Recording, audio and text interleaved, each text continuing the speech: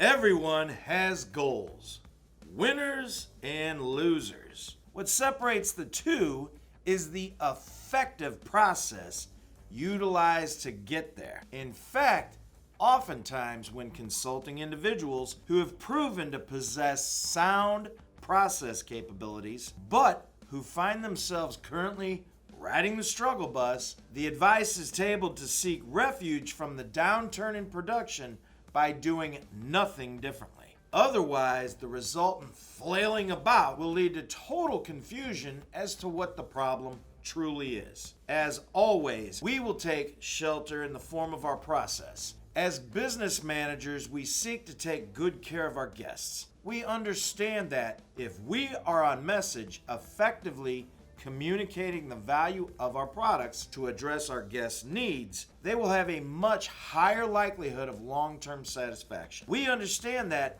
our happiest guests are those who pay nothing for all covered repairs, parts, and labor, less their deductible, if any. Naturally, our goals will take care of themselves when these needs are met. This is all great, but like folks usually tend to do, we formulate our decisions and recommendations based upon what it is that we know about the business, making decisions for our guests versus what makes sense to our guests. This is where we sometimes make the wrong judgment calls about our product offerings. This is witnessed with regularity. Oftentimes, that which ails us is of our own creation. For example, upon conducting our initial guest interview, we discover that their anticipated usage patterns this time around will be 5 to 7 years, and they will be driving 12 to 15,000 miles per year. We know that it is far more economical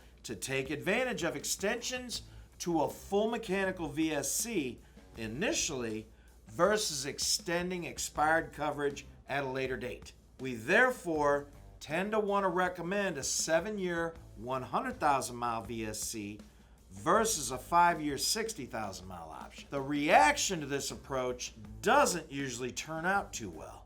Unfortunately, I don't think so.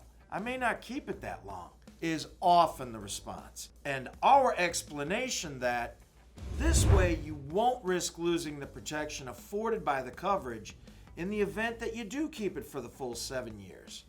And if you sell it back to us sooner, you'll get a prorated refund. Will not gain much traction either. Now what? We aren't left with a whole lot of good options here. Let's say that we are working on a 72-month finance deal at a good interest rate. Explaining, I can save you $7.50 per month, forfeiting 2 years and 40,000 miles of protection, will not present a lot of value to anyone's ears. Let's try not to forget that when this guest first presented to us, they were already probably prepared to accept at least some risk as part of their ownership cycle. Endeavoring to remove all possible future exposure probably will not be met with the same enthusiasm that we may be hoping for. A far more effective approach to this situation would be to at least offer to take most of their possible future exposure off of their plate based upon their feedback. Mary, Mike, taking advantage of the preferred option will include the peace of mind that at least for the first 5 years and 60,000 miles of your ownership cycle, you'll have no exposure to all of the issues that the shelter provided by the full mechanical protection affords you.